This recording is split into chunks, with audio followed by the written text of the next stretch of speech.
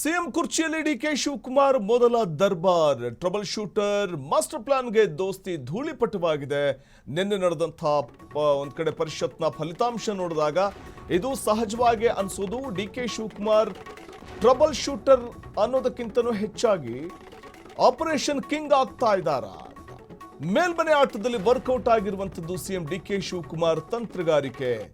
ಜಿದ್ದಾಜಿದ್ದಿಗೆ ಕಾರಣವಾಗಿದ್ದಂತಹ ಪರಿಷತ್ ಚುನಾವಣಾ ಕದನದಲ್ಲಿ 5ಕ್ಕೆ 5 ಕೂಡ ಗೆದ್ಕೊಂಡು ಬರುವಂಥದ್ದು ಇದೆಯಲ್ಲ, ಅದಷ್ಟು ಸುಲಭ ಆಗಿರಲಿಲ್ಲ ಡಿಕೆ ಶಿವಕುಮಾರ್ ಅವರಿಗೆ. ಪರಿಷತ್ ಗೆಲುವಿನ ಹಿಂದೆ ಡಿಕೆ ಮಾಸ್ಟರ್ ಮೈಂಡ್ ಇರುವುದು ಸ್ಪಷ್ಟ. ಸಿಎಂ ಕುರ್ಚಿಯಲ್ಲಿ ಕೂತ್ಕೊಂಡ ನಂತರದಲ್ಲಿ ಎದುರಾದಂತಹ ಮೊದಲ ಚುನಾವಣೆಯಲ್ಲೇ ಟ್ರಬಲ್ ಶೂಟರ್ ಮಾಸ್ಟರ್ ಪ್ಲಾನ್ಗೆ ದೋಸ್ತಿ ಧೂಳಿಪಟವಾಗಿದೆ. ಮೇಲ್ಮನೆ ಆಟದಲ್ಲಿ ವರ್ಕೌಟ್ ಆಗಿರುವಂಥದ್ದು ಸಿಎಂ ಡಿಕೆ ಶಿವಕುಮಾರ್ ಅವರ ತಂತ್ರಗಾರಿಕೆ. ಜಿದ್ದಾಜಿದ್ದಿಗೆ ಕಾರಣವಾಗಿದ್ದ ಪರಿಷತ್ ಚುನಾವಣಾ ಕದನ 5ಕ್ಕೆ 5 ಗೆದ್ದು ಕ್ಲೀನ್ ಸ್ವೀಪ್ ಮಾಡಿರುವಂಥದ್ದು ಕಾಂಗ್ರೆಸ್ ಪಾಳೆಯ. ಪರಿಷತ್ ಗೆಲುವಿನ ಹಿಂದಿರುವಂಥದ್ದು ಡಿಕೆ ಮೈಂಡ್ ಗೇಮ್ ಮತ್ತು ಸ್ಟ್ರಾಟಜಿ. ಸಿಎಂ ಕುರ್ಚಿಯಲ್ಲಿ ಡಿಕೆ ಶಿವಕುಮಾರ್ ಕೂತ ನಂತರದಲ್ಲಿ ಎದುರಾದ ಮೊದಲ ಚುನಾವಣೆಯಲ್ಲೇ ಅದ್ಭುತವಾದಂತಹ ಒಂದು ಜಯ. ಮೇಲ್ಮನೆ ಆಟದಲ್ಲಿ ಸಿಎಂ ಡಿಕೆ ಶಿವಕುಮಾರ್ ಅವರ ತಂತ್ರಗಾರಿಕೆ ಇಲ್ಲಿ ಸ್ಪಷ್ಟವಾಗಿ ವರ್ಕೌಟ್ ಆಗಿದೆ. ಡಿಕೆ ತಂತ್ರಗಾರಿಕೆ ಮತ್ತು ಮೈಂಡ್ ಗೇಮ್ ದೋಸ್ತಿ ಪಾಳಿಯನ್ನ ಅಕ್ಷರಶಃ ಕಂಗೆಡಿಸುವಂತೆ ಮಾಡಿರುವಂಥದ್ದು. ಕಾಂಗ್ರೆಸ್ 5ಕ್ಕೆ 5 ಕೂಡ ಗೆದ್ದುಕೊಂಡಿದೆ, ಬಿಜೆಪಿ 2ಕ್ಕೆ 2. ಆದರೆ ಜೆಡಿಎಸ್ಗೆ ಮಾತ್ರ ಇದು ಕಣಕ್ಕಿಳಿಸಿದಂತಹ ಓರ್ವ ಅಭ್ಯರ್ಥಿಯನ್ನು ಗೆಲ್ಲಿಸಿಕೊಂಡು ಬರಲಿಕ್ಕೆ ಸಾಧ್ಯ ಆಗದಂತಹ ಒಂದು ಪರಿಸ್ಥಿತಿ. ಹಾಗಾದ್ರೆ ಸಿಎಂ ಡಿಕೆ ಶಿವಕುಮಾರ್ ತಂತ್ರಗಾರಿಕೆ ಹೇಗಿತ್ತು? ನಂಬರ್ 1, ಪ್ರತಿ ಶಾಸಕರನ್ನ ವಿಶ್ವಾಸಕ್ಕೆ ತೆಗೆದುಕೊಂಡಿದ್ದು ಮೊದಲ ಜಯ. ನಂಬರ್ 2, ವಿಶ್ವಾಸಕ್ಕೆ ತೆಗೆದುಕೊಂಡು ಶಾಸಕರ ಮೇಲೆ ಹದ್ದಿನ ಕಣ್ಣಿಟ್ಟಿದ್ರು. ನಂಬರ್ 3, ಪರಿಷತ್ ಚುನಾವಣೆಯನ್ನ ಪ್ರತಿಷ್ಠೆಯಾಗಿ ತೆಗೆದುಕೊಂಡಿದ್ರು. ನಂಬರ್ 4, ಶಾಸಕರನ್ನ ರೆಸಾರ್ಟ್ನಲ್ಲಿಟ್ಟು ಯಾರ ಕೈಗೂ ಸಿಗದಂತೆ ಮಾಡಿದ್ದು. ಇನ್ನು ನಂಬರ್ 5, ಅಡ್ಡ ಮತದಾನಕ್ಕೆ ಅವಕಾಶ ಮಾಡಿಕೊಡದೇ ಇರುವುದು. ನಂಬರ್ 6, ಪ್ರತಿ ಶಾಸಕರಿಗೂ ಮತ ಚಲಾವಣೆಯ ತರಬೇತಿಯನ್ನ ನೀಡಲಾಗಿತ್ತು. ನಂಬರ್ 7, ಅಭ್ಯರ್ಥಿಗಳಿಗೆ ನಿಗದಿತ ಮತ ಹಾಕುವುದಕ್ಕೆ 5 ತಂಡ ರಚನೆ ಮಾಡಲಾಗಿತ್ತು. ನಂಬರ್ 8, ಇದಕ್ಕಾಗಿಯೇ ಹೈಟೆಕ್ ಕಣ್ಗಾವಲು ವ್ಯವಸ್ಥೆಯನ್ನು ಮಾಡಿದ್ರು. ನಂಬರ್ 9, ಪ್ರತಿ 30 ಶಾಸಕರಿಗೆ ಹಿರಿಯ ಶಾಸಕರ ಉಸ್ತುವಾರಿಯನ್ನಾಗಿ ನೇಮಕ ಮಾಡಿದ್ದು. ಇನ್ನು ನಂಬರ್ 10, ವಿಧಾನಸೌಧಕ್ಕೆ ಬರುವ ಸಂದರ್ಭದಲ್ಲೂ 5 ಪ್ರತ್ಯೇಕ ಬಸ್ಗಳಲ್ಲಿ ಬಂದಿದ್ದು. ನಂಬರ್ 11, ಕೊನೆಗೆ ವಿಪಕ್ಷಗಳ ಕೋಟೆಗೆ ಕೈ ಹಾಕಿದ್ದು ಡಿಕೆ ಶಿವಕುಮಾರ್. ನಂಬರ್ 12, 11 ಮತಗಳನ್ನು ಸೆಳೆಯುವಲ್ಲಿ ಟ್ರಬಲ್ ಶೂಟರ್ ಸಕ್ಸಸ್ ಆಗಿದ್ದು. ನಂಬರ್ 13, ಮೊದಲ ಚುನಾವಣೆಯಲ್ಲಿ ಡಿಕೆಶಿ ಫಾರ್ಮುಲಾ ಇಲ್ಲಿ ವರ್ಕೌಟ್ ಆಗಿದೆ. ಒಟ್ಟು 13 ಪಾಯಿಂಟ್ಗಳು ನಾವು ಗಮನಿಸ್ತಾ ಹೋದ್ರೆ ಡಿಕೆ ಶಿವಕುಮಾರ್ ಹೇಗೆ ತಾವು ರಣತಂತ್ರವನ್ನು ರೂಪಿಸಿದ್ರು.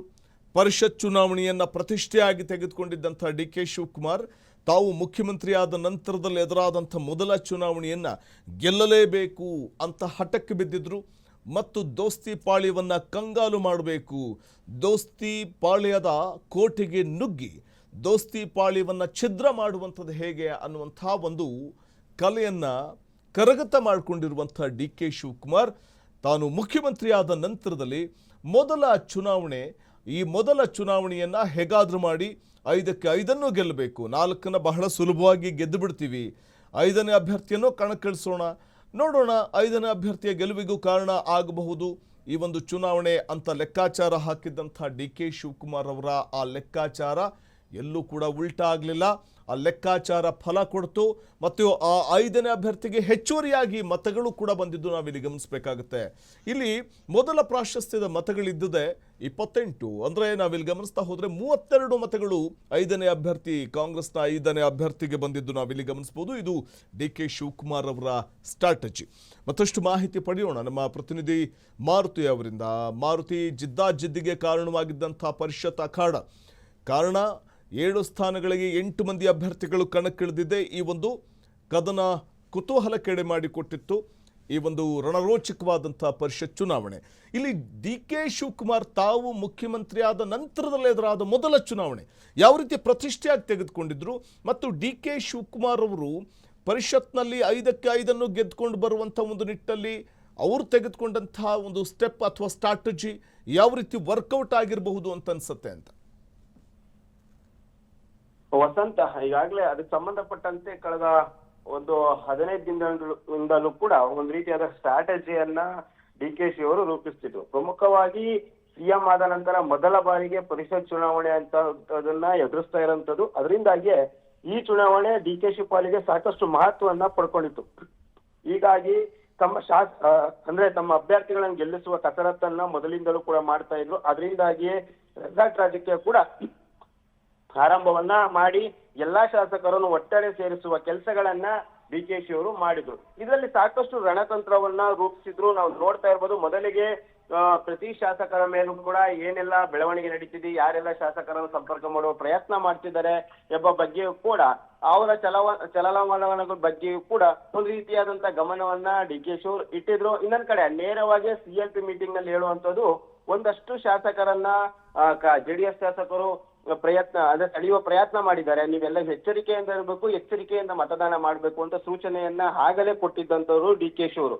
ಇನ್ನೊಂದ್ ಕಡೆ DKಶಿ ವರ್ಸಸ್ HDK ಅನ್ನೋದು ಯಾವಾಗ ಸ್ಟಾರ್ಟ್ ಆಯ್ತಾ, ಹಾಗೇನೆ ಈ ಪರಿಷತ್ ಚುನಾವಣೆಯನ್ನ ಪ್ರತಿಷ್ಠೆಯಾಗಿ ತೆಗೆದುಕೊಂಡು ಅದಕ್ಕೆ ಬೇಕಾದಂತ ಸಿದ್ಧತೆಯನ್ನ ಮಾಡ್ಕೊಂಡಿದ್ರು. ಪ್ರಮುಖವಾಗಿ ಪಕ್ಷೇತರರನ್ನ ಸೆಳೆಯುವುದು ಆಗಿರ್ಬೋದು, ಮತ್ತೆ ಅದೇ ರೀತಿ ರೆಬಲ್ ಶಾಸಕರನ್ನ ತಮ್ಮ ಪರವಾಗಿ ಮತದಾನ ಹಾಕುವಂತೆ ಮಾಡುವಂತದ್ದಾಗಿರ್ಬೋದು, ಮತ್ತೆ ಅದೇ ರೀತಿ ಬಿಜೆಪಿ ಮತ್ತು JDS ಶಾಸಕರನ್ನು ಕೂಡ ಯಾರಿಗೂ ಗೊತ್ತಿಲ್ಲದೆ ಸೆಳೆಯುವ ಪ್ರಯತ್ನ. ಅಂದ್ರೆ ಎಲ್ಲೋ ಒಂದ್ ಕಡೆ ಬಿಜೆಪಿ ಕೂಡ ಅನ್ಸಿರ್ಲಿಲ್ಲ ನಮ್ಮ ಶಾಸಕರು ಕಾಂಗ್ರೆಸ್ ಪರ ಮತದಾನ ಹಾಕ್ತಾರೆ ಅನ್ನುವ ನಿಟ್ಟಿನಲ್ಲಿ ಅದರ ರೀತಿಯಾದಂತಹ ಒಂದು ಕಾರ್ಯತಂತ್ರವನ್ನ ತಮ್ಮ ಆಪ್ತ ನಾಯಕರ ಮೂಲಕ DKಶಿ ಅವರು ಎಳೆದಿದ್ರು. ಇದರಿಂದಾಗಿ ಪ್ರತಿಯೊಂದು ಸೂಚನೆಗಳನ್ನಾಗಿರ್ಬೋದು ಮತ್ತು ಒಂದು ರೀತಿಯಾದ ಎಚ್ಚರಿಕೆಯನ್ನ ಹೆಜ್ಜೆಗಳನ್ನ ಇಟ್ಟರು. ಪ್ರಮುಖವಾಗಿ ನಿನ್ನೆ ಮತದಾನ ನಡೆಯುವ ಸಂದರ್ಭದಲ್ಲೂ ಕೂಡ ಒಬ್ಬೊಬ್ಬರಾಗಿಯೇ ಅಂದ್ರೆ ಒಂದು ತಂಡವಾಗಿ ವಿಂಗಡಣೆ ಮಾಡಿದ್ರು. ಆ ತಂಡ ಬಂದು ಮತದಾನ ಹಾಕಿದ ನಂತರ ಮತ್ತೊಂದು ತಂಡ ಬರ್ತಿತ್ತು. ಅಂದ್ರೆ 5 ತಂಡಗಳಾಗಿ ವಿವರಿಸಿ ಅದಕ್ಕೆ ಯಾರ್ಯಾರಿಗೆ ಮತದಾನ ಹಾಕ್ಬೇಕು ಅಂತ ಸೂಚನೆ ಕೊಟ್ಟು 5 ಬಸ್ಗಳನ್ನ ನಿಯೋಜನೆ ಮಾಡಿದಂತ DKಶಿ ಎಲ್ಲೂ ಕೂಡ ಎಚ್ಚರಿಕೆ ತಪ್ಪಲಿಲ್ಲ. ಮತ್ತೆ ಅದೇ ರೀತಿ ಯಾವುದೇ ಶಾಸಕರನ್ನ ಸಂಪರ್ಕ ಮಾಡುವ ಪ್ರಯತ್ನ ಅಂದ್ರೆ ಬೇರೆ ನಾಯಕರು ಅದಕ್ಕೆ ಅವಕಾಶವನ್ನು ಕೂಡ ಕೊಡ್ಲಿಲ್ಲ. ಎಲ್ಲರನ್ನೂ ಕೂಡ ರೆಸಾರ್ಟ್ ನಲ್ಲಿ ಇಟ್ಟಿದ್ರು. ಒಂದು ತಂಡ ಬಂದು ಮತದಾನ ಹಾಕಿದ ನಂತರ ಮತ್ತೊಂದು ತಂಡ ಬರ್ತಿತ್ತು, ಆಗ ಮತದಾನ ಹಾಕ್ತಿತ್ತು. ಈ ರೀತಿಯಾದಂತ ಪ್ರೋಸೆಸ್ ಅನ್ನ DKಶಿ ಅವರು ಮಾಡಿದಂಥದ್ದು.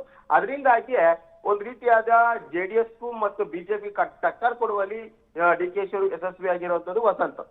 ಓಕೆ ಮಾರುತಿ, ಹಾಗೆ ಲೈನ್ನಲ್ಲಿರಿ. ಮತ್ತೊಂದು ಬ್ರೇಕಿಂಗ್ ನ್ಯೂಸ್ ಬರ್ತಾ ಇದೆ.